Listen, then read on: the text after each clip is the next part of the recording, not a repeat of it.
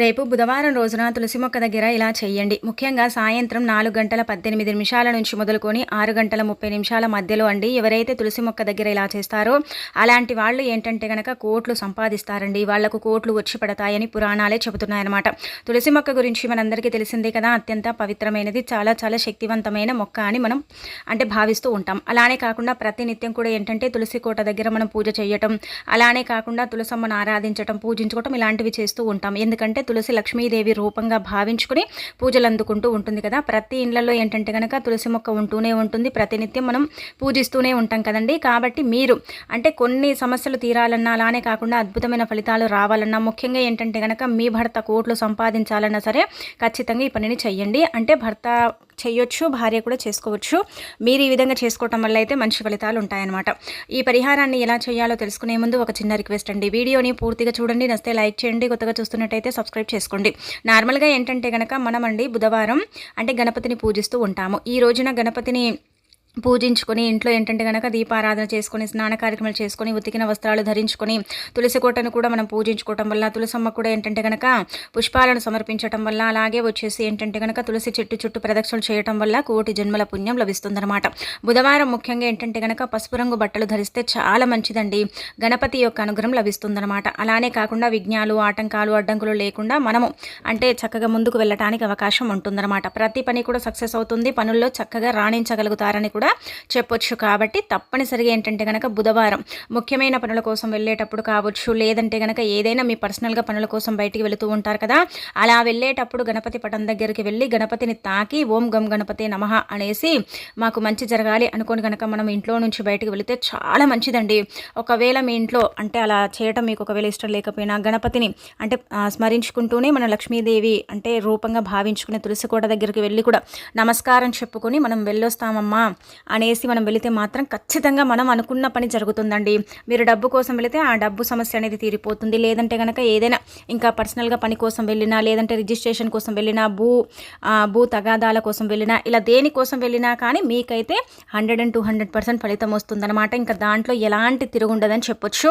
చాలా బాగా ఉపయోగపడుతుంది. కాబట్టి ప్రయత్నించుకోండి. అలానే ఏంటంటే కనుక ఏళ్ల తడబలి కూడా దరిద్రాలు పట్టి పీడిస్తూ ఉంటాయి. చాలా వరకు కూడా ఏంటంటే కనుక నష్టాలనే అనుభవిస్తూ ఉంటారు, కష్టాలు పడుతూ ఉంటారు. ఏం చెయ్యాలో అర్థం కాదు, మా తలరాత ఎంతే అని మనం బాధపడిపోతూ ఉంటాం కదా. అలాంటి వాళ్ళు ఏంటంటే కనీసం ఒక 5 కానీ 7 కానీ బుధవారాల పాటు ఏంటంటే కనుక కర్పూరం ఉంటుంది కదా, మనందరికీ తెలిసిందే. కర్పూరం నూనె కూడా మనకి ఏంటంటే బజార్లో దొరుకుతూ ఉంటుంది. అలానే కాకుండా కర్పూరం అనేది మన ఇంట్లో ఉంటుంది. మీరు ఏ కర్పూరం తీసుకున్నా పర్వాలేదు, చేతితో ఏంటంటే కనుక మెదిపేసి నీటిలో కలుపుకొని స్నానం చేయండి. 7 బుధవారాలు చేయండి, లేదంటే 5 బుధవారాలు చేయండి. మీరేంటంటే కనుక ఒక్కొక్క బుధవారం మార్పుని చూస్తారు, ఎంతో కొంత మార్పుని చూసే అవకాశం అయితే ఉంటుందన్నమాట. ఇది మనకేంటంటే పురాణ గ్రంథంలో చెప్పబడుతుంది. కాబట్టి ఆచరించండి, బుధానుగ్రహం కలుగుతుంది. అలానే కాకుండా కొన్ని రకాల సమస్యలు పోతాయి, మన తలరాతను సైతం మనం మార్చుకోవడానికి అవకాశం ఉంటుంది. కాబట్టి ప్రయత్నించండి. ఇక రేపు బుధవారం వచ్చేసి ఏంటంటే కనుక తులసి కోట దగ్గర ఇలా చేసుకుంటే ధనం ప్రవాహంలాగా దూసుకొస్తుంది, గణపతి అనుగ్రహం కలుగుతుందన్నమాట. మన ఇంట్లో తులసి కోట ఉంటుంది కాబట్టి మీరు నీటిని సమర్పించిన తర్వాత పూజ చేసుకుంటారు కదా. చేసుకున్న తర్వాత అప్పుడు ఏం చేయండి అంటే కనుక 5 రూపాయల బిళ్ళ కానీ రాగి నాణ్యం కానీ తీసుకోండి. మీరు అనుకోవచ్చు వీటి వల్ల మేము కోట్లు సంపాదిస్తామా అంటే కనుక ఖచ్చితంగా సంపాదిస్తాం. మానవుణ్ణి మనిషిని ఒక 5 రూపాయల బిల్లే 5 కోట్ల ఆస్తిలాగా మార్చేంత శక్తి ధనానికి ఉంటుందండి.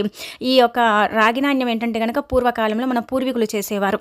ఇప్పటికి కూడా చాలా మంది పర్సుల్లో ఏంటంటే కనుక మనం గమనించుకున్నట్టయితే మన తాతలు, మన నాన్నల దగ్గర కూడా కొంతమంది దగ్గర, అందరి దగ్గర అని చెప్పట్లేదు, కొంతమంది దగ్గర ఏంటంటే కనుక పర్సెస్లో రాగి నాణ్యం అనేది ఉంటుందండి. ఆ రాగి నాణ్యాన్ని ఏంటంటే కనుక తులసి మొక్క ఉంటుంది కదా, పవిత్రమైన మొక్క కదా, మరి పూజ అందుకుంటుంది కాబట్టి తులసమ్మ రూపం లక్ష్మీదేవి అనుగ్రహం ఉందనుకోండి ఆటోమేటిక్గా డబ్బు వస్తుందండి. లేదనుకోండి రూపాయి కూడా రాదు. కాబట్టి ఏంటంటే మీరు గుర్తుపెట్టుకోండి, ఇలా రాగి నాణ్యం దొరికితే తీసుకోండి. చాలామందికి రాగి నాణ్యాలు ఎక్కడ దొరుకుతాయో, అలానే కాకుండా కొంతమందికి తెలియదు అసలు రాగి నాణ్యం అంటేనే. కాబట్టి మనం ఏంటంటే కనుక బంగారం వెండి షాపులు ఉంటాయి కదండి, అక్కడే రాగి నాణ్యాలు కొంతమంది అమ్ముతూ ఉంటారు. కొంతమంది ఏంటంటే బండ్ల మీద అమ్ముతూ ఉంటారండి. చిన్న ఒక రాగి నాణ్యం తెచ్చుకోండి. అందులో ఒరిజినల్ ఉంటాయి, డూప్లికేట్ ఉంటాయి. కాబట్టి కొంచెం చూసి తెచ్చుకోండి, చిన్నదైనా పర్వాలేదు. తెచ్చేసుకున్న తర్వాత ఏంటంటే కనుక ఆ రాగి నాణ్యాన్ని మీరు పాలతో కానీ నీళ్ళతో కానీ శుభ్రం చేసుకోండి. ఒకవేళ దొరికితే తెచ్చుకున్న తర్వాత ఇలా శుభ్రం చేసేసుకున్న తర్వాత మీరు బుధవారం రోజున సాయంత్రం మనం ముఖ్యంగా చెప్పాం కదా 4:18 నుంచి 6:30 మధ్య ప్రాంతము. ఆ సమయాలలో ఏంటంటే కనుక నీళ్ళతో కానీ పళ్ళతో కానీ కడిగి మీరు గట్టిగా సంకల్పం చెప్పుకోండి. ఇది మేము పెట్టుకుంటున్నాం, మా దగ్గర మేము పెట్టుకోవాలనుకుంటున్నాం, ఇదే ఏంటంటే కనుక మాకు లక్షల కోట్లలాగా అంటే నువ్వే సమకూర్చు తల్లి అనేసి నమస్కారం చేసుకొని తులసి మొక్క దగ్గర ఏంటంటే కనుక ఈ రాగి నాణ్యాన్ని పెట్టండి. ఒక సైడుకు పెట్టుకోండి, మీరు మధ్యలో ఇలా ఏం పెట్టకండి, ఒక సైడుకు పెట్టేసి వదిలేయండి. వదిలేసిన తర్వాత ఏంటంటే కనుక రాత్రంతా కూడా నిద్రించనివ్వండి. ఆ రూపాయి బిల్ల రాగి నాణ్యం కానీ 5 రూపాయల బిల్ల కానీ రాత్రంతా కూడా నిద్రించాలి. అలా నిద్రించిన తర్వాత ఏంటంటే మరుసటి రోజు తీసుకోండి. తీసేసుకొని మళ్ళీ కొంచెం ఇంకా కడగడాలు ఇలాంటివి చేయకూడదు. కడిగితే ఇలాంటివి చేస్తే ఏంటంటే కనుక పవర్ అనేది దిగిపోతుంది. కాబట్టి డైరెక్ట్గా తీసేసుకొని మట్టిని తుడిచేసి మీరు మీ పర్సులో అంటే పర్సనల్గా పెట్టుకోండి. మనకు పర్సెస్లో ఏంటంటే చిన్న చిన్నవి ఇలా ఉంటుంటాయి కదండి ప్యాకెట్స్, అందులో ఒక సైడ్కు పెట్టేసుకోండి. ఇంకా మర్చిపోండి దాని గురించి. ఇది ఎన్ని రోజులైనా చెక్కు చెదరదు. అలానే కాకుండా ఎన్ని రోజులైనా మన దగ్గరే ఉంటుంది, మనకి ఇబ్బంది అనేది ఉండదండి. చాలా బాగా ఉపయోగపడుతుంది. రాగి నాణ్యం దొరికితే రాగి నాణ్యంతో చేసుకోండి, అది దొరకకపోతే 5 రూపాయల బిల్లతో ఇలాగే చెయ్యండి. 5 రూపాయల బిల్లలో ఏంటంటే కనుక బంగారు రంగులో మనకు 5 రూపాయల బిళ్ళలు దొరుకుతాయి కదా, అదైతే ఇంకా మంచిదన్నమాట. ఒకవేళ రాగి నాణ్యం దొరకకపోతే ఈ విధంగా ఆచరించేసి ఫలితం అనేది పొందండి. మీకుండే ఇబ్బంది అంతా కూడా అంటే పోగొట్టుకోండి, ధనాన్ని రప్పించుకోండి. కొన్నిసార్లు ఏంటంటే కనుక పర్సులో డబ్బు లేనప్పుడు మనం ఏమనుకుంటాం అంటే ఈ పర్సు మాకు లక్ కాదు, ఈ పర్సు పెట్టుకున్నప్పటి నుంచి మా దరిద్రం ఇలా తగిలేడింది అంటే మాకు డబ్బు రావడం లేదని మనమే తిట్టుకుంటాం. కానీ పర్సు వల్ల కాదు, అది మనకేంటంటే కనుక దైవనుగ్రహం లేక, ముఖ్యంగా లక్ష్మీదేవి అనుగ్రహం లేకపోతే డబ్బుకు చాలా వరకు కూడా అండి ఏంటంటే కనుక ఇబ్బంది అయితే వస్తుందన్నమాట. మరి అలా రాకుండా ఉండాలంటే ఈ పనిని చేయండి. ఒకసారి మీకు తెలిసిపోతుంది చేసుకుంటే. ఒక్కొక్కసారి ఏంటంటే కనుక తొందరగా ఫలితం వస్తుంది, ఒకసారి కొంచెం లేటుగా వస్తుంది. చూసుకొని చేసుకోండి, ఖచ్చితంగా మార్పునైతే మీరు చూసుకోగలుగుతారు.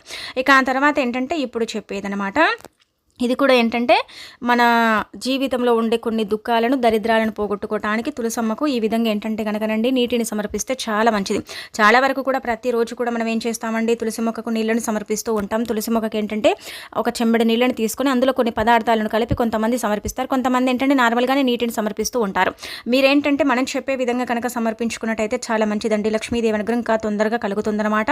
ఆ తల్లి కృపా కటాక్షాలతో ఏంటంటే ఎల్లప్పుడూ కూడా అండి సుఖ సంతోషాలతో పాటు మీకు అంటే కావలసినంత సంపద కూడా మీరు సమకూర్చుకోవచ్చు, చక్కగా ధనాన్ని రప్పించుకోవచ్చు, రుణబాధను తొలగించుకోవచ్చు, అద్భుతాలను చూసి మీరే ఆశ్చర్యపోతారు. కాబట్టి ముఖ్యంగా మీరు ఏం చేయండి అంటే కనుక ఒక గాజు గ్లాస్ని కానీ చెంబడి నీటిని కానీ తీసుకొని అందులో కుంకుమ, పసుపు, గంధము, అలానే ఏంటంటే కనుక మీరండి ముఖ్యంగా గుర్తుపెట్టి ఇలా అత్తరు ఉంటుంది కదండి, అత్తరు 2 చుక్కలు అనమాట. గులాబీ పూలది కానీ లేదంటే కనుక నార్మల్గా జాస్మిన్ స్మెల్తో కూడి ఉంటుంది కదా, అది తీసుకోండి. 2 చుక్కలు, అది లేకపోతే 2 గులాబీ రెక్కలు వేసేసి ఆ నీటిని తులసి కోటకు సమర్పించండి. కానీ కుంకుమ, పసుపు తీసుకునేటప్పుడు చిటికెడ తీసుకోండి, ఎక్కువగా తీసుకోకండి. కెమికల్ ఉంటుంది కాబట్టి మళ్ళీ హాని కలిగిస్తుంది. కావున మీరు కొంచెం తీసేసుకొని కలుపుకొని నీటిలో ఆ నీటిని మీరేంటంటే కనుక సమర్పించండి. సమర్పించేటప్పుడు గుర్తుపెట్టుకోండి, బలమైన కోరిక అంటే కోరిక తీరటం లేదండి, కోరిక అసలు తీరదండి మాకు అనుకుంటారు కదా, అలాంటి వాళ్లకు మాత్రం ఖచ్చితంగా కోరిక తీరటానికి అవకాశం ఉంటుంది. లక్ష్మీదేవి అనుగ్రహం లేదని బాధపడే వారికి లక్ష్మీదేవి అనుగ్రహం కలిగే అవకాశం కూడా ఉంటుంది. కాబట్టి ప్రయత్నించండి. ఇది ఎప్పుడైనా చేయొచ్చు, ఇప్పుడే చేయండి, అప్పుడే చేయండి, ఈ రోజు చేయండి అని అలా ఏం లేదు.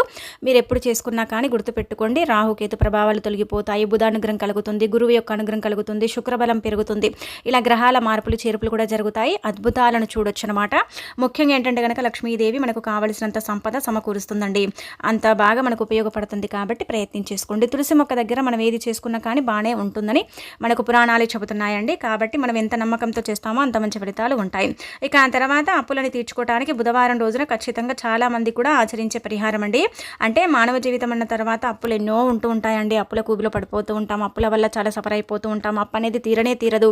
అంటే అప్పు తీరక ఏంటంటే కనుక వడ్డీల మీద వడ్డీలు కట్టి చాలా బాధపడిపోతూ ఉంటాం. అప్పు అనేది చేసేటప్పుడు చాలా ధైర్యంగా అప్పుని చేస్తాం, కానీ చేసుకున్న తర్వాత ఏంటంటే కనుక అప్పుని తీర్చుకోలేం కదా, తీర్చుకోలేక మనం ఏంటంటే బాధపడిపోతూ ఉంటాం, ఇబ్బంది పడిపోతూ ఉంటాం కదా. అలాంటప్పుడు మీరేం చేయండి అంటే కనుకనండి గుర్తుపెట్టుకోండి, మీరు ఒక పసుపు ముద్దని తయారు చేసుకోండి. చిన్న గోళీ సైజ్ అంత పసుపు ముద్ద అండి, మన ఇంట్లో ఉండే పసుపే, మనం ప్రత్యేకించి అంటే తెచ్చుకోవాల్సిన అవసరమే లేదనమాట. ఇలా పసుపు ముద్దని ఏంటంటే కనుక చిన్న నిమ్మకాయ సైజు అంటే చాలా చిన్న నిమ్మకాయ సైజు పసుపు ముద్దని మీరు తయారు చేయాలన్నమాట. ఇలా రెడీ చేసుకోండి. అంటే నీళ్లు కలిపి ముద్దని కలిపేసుకోండి.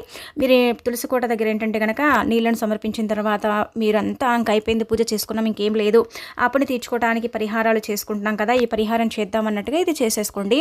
ఇలా మీరు ముద్దని కలిపిన తర్వాత ఏంటంటే కనుక ఆ ముద్దకండి అంటే పసుపు ముద్దకు సంకల్పం చెప్పండి.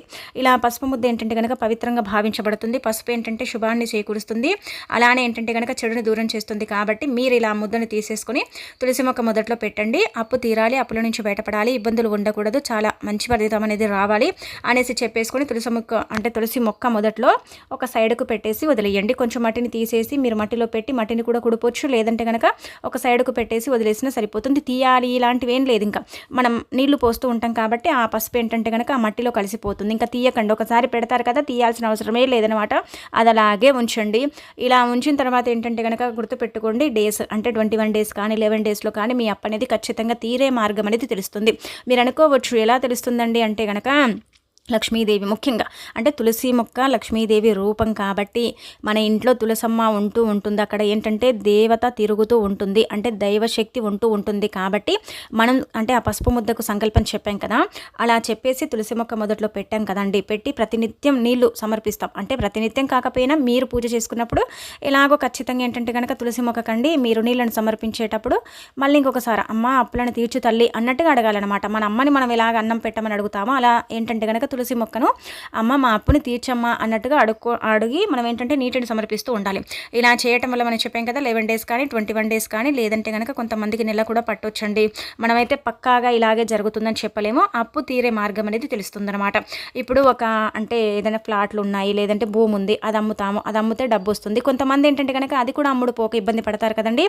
అలాంటి మార్గాన్ని మీకు చూపిస్తుంది. బలం రూపంలో మిమ్మల్ని అనుగ్రహిస్తుంది, ధైర్య రూపంలో అనుగ్రహిస్తుంది, డబ్బు రూపంలో అనుగ్రహిస్తుంది. అలానే కాకుండా ఏంటంటే కనుక ఏదైనా వాహనం, వస్తువు, భూమి ఇంకేదైనా కావచ్చు, అమ్ముడు పోయే రూపంలో కూడా ఆ తల్లి మనల్ని అనుగ్రహించి మన అప్పుని తీరుస్తుంది. మనకు అప్పుల నుంచి అంటే మన అప్పుల కూవిలో నుంచి బయటపడేలాగా చేస్తుందన్నమాట. అంత చక్కగా పనిచేస్తుందండి ఈ పరిహారము. అంటే చిన్నదే కానీ ఫలితం ఎక్కువగా ఉంటుంది. కాబట్టి ప్రయత్నం చేసి ఫలితం అనేది పొందండి. ఖచ్చితంగా అప్పుని తీర్చుకోండి. అప్పులు తీరే మార్గాలు కూడా మీకు సరిగ్గా తెలుస్తాయి. ఒక దారిని మనం ఎంచుకుని ఆ దారిలో మనం వెళ్ళటం వల్ల మన అప్పు తీరుతుంది. ముఖ్యంగా చెప్పాలంటే కనుక అంటే ఇంకా చాలామంది కూడా అంటే సందేహాలు ఉంటాయి కదండి. కేవలం ఆ చిన్న పసుపు ముద్ద ఏం చేస్తుందంటే కనుక గుర్తుపెట్టుకోండి, ఒక చిన్న రాయి మన తలరాతను సైతం మారుస్తుందండి ఒక్కొక్కసారి. అంటే మన సుడిని తిప్పుతుందన్నమాట. అలా పరిహారాల పరంగా కూడా అంతేనండి. ఒక్కొక్కసారి ఏంటంటే కనుక మన లక్ ఎలా తిరుగుతుందంటే మనం చెప్పలేమన్నమాట. అంత చక్కగా మన లక్ అనేది తిరుగుతుంది. అలానే కాకుండా మనకు లక్ అనేది కూడా వరిస్తుంది. కాబట్టి ఇలాంటివి చిన్న చిన్న పరిహారాలు మనం ఏం పెద్దగా డబ్బుని ఖర్చు పెట్టాము, మన ఇంట్లో ఉండేవే కాబట్టి తీసేసుకుంటామా, చేసుకుంటామా, ఫలితాలను పొందుతామా, గమ్మున అయిపోతామా అంతే. ఇంకా అంతకు మించి మనం ఏం పెద్దగా శ్రమించాల్సిన అవసరం కూడా లేదనమాట. చాలా చిన్న చిన్న పరిహారాలు, వీటి ద్వారా లాభాలే ఉంటాయి కానీ నష్టాలు అయితే ఉండవు. నష్టాలను మనం చూడాల్సిన పనే లేదు, లాభాలను మనం చూస్తామన్నమాట. దైవానుగ్రహం పుష్కలంగా కలిగి మనం ఏది కోరుకున్నా అది జరుగుతుంది. కొంచెం సమయం పడుతుందండి. పరిహారాలు కదా మన చేతుల ద్వారా చేస్తాము. అదే మనం ఇవన్నీ కూడా బయటికి వెళ్ళి డబ్బులు ఇచ్చి పరిహారాలు చేయించుకొని మనం ఏంటంటే ఫలితాలు రాక ఇబ్బంది పడే కన్నా మన చేతులతో మనం చేసుకుని మనం కొంచెం సమయం అంటే ఓపికతో ఉండి తర్వాత ఫలితాలను పొందవచ్చు అనమాట. ఇలా ఏంటంటే మనకు ఉపయోగపడేటివి అన్నీ మనకు కూడా ఏంటంటే కనుక తప్పక సిద్ధిస్తాయని చెప్పొచ్చు. కాబట్టి ప్రయత్నించండి. బుధవారం పూట ఇలాంటివి చేయటం వల్ల అయితే మీకే మంచి జరుగుతుంది, మంచి ఫలితాలు ఉంటాయి. అలానే కాకుండా ధనం వస్తుంది, ఐశ్వర్యం కలుగుతుంది, లక్ష్మీ కటాక్షంతో పాటు మీరు కోరుకున్నవన్నీ కూడా మీకు సిద్ధించడానికి అవకాశాలు ఉంటాయని చెప్పొచ్చు. కాబట్టి మీరు తప్పనిసరిగా ప్రయత్నించేసి ఫలితం పొందండి. ఇంకా ఇందులో ఇంకా మీకు తిరగనేది ఉండదన్నమాట. రాదని కాదు, వస్తుంది, ఖచ్చితంగా జరిగి తీరుతుందని చెప్పుకోదగ్గ విషయం అండి. ఇలా ఈ బుధవారం చేయలేదు, కుదరలేదు అనుకుంటే మళ్ళీ ఇంకేంటంటే నెక్స్ట్ బుధవారం చేసుకోండి. ఇలా ప్రతి బుధవారం చేయమని కాదు, నార్మల్గా ఒక బుధవారం చేసేసుకుంటే సరిపోతుంది. ఆటోమేటిక్గా మీకు తెలిసిపోతుంది. కానీ మనం చెప్పిన సమయానికి మాత్రమే చేయండి. బుధవారానికి ఆ సమయానికి చాలా మంచి అంటే ఫలితాలు ఉంటాయని చెప్పొచ్చండి.